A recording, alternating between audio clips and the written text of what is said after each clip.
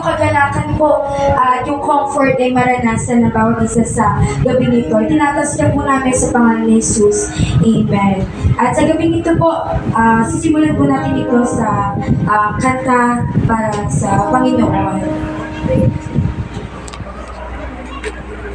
Siguro sasabihin ng mga kapitbahay dito, nag-relayan ng mga katulog. Kanina meron pa rin. Ngayon naman. Basta nakakuha pa rin. Oo, yung ano, linis na. Linis na. Praise. So, let's start po with praising the Lord.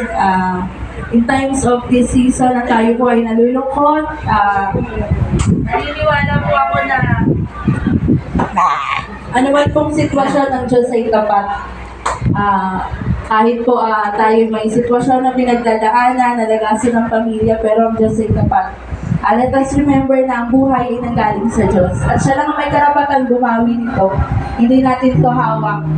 Na walang permanente sa mundo, tanging sa Diyos lamang lahat. Kaya this time, kahit magkaroon tayo ng heart at saka sa isip natin na kahit ganito yung sitwasyon, kahit masakit, mawalan ng kamag-anak, masakit sa part natin na mawalan ng kamag-anak, let us remember there's one God na siyang nagbigay ng buhay sa ating lahat.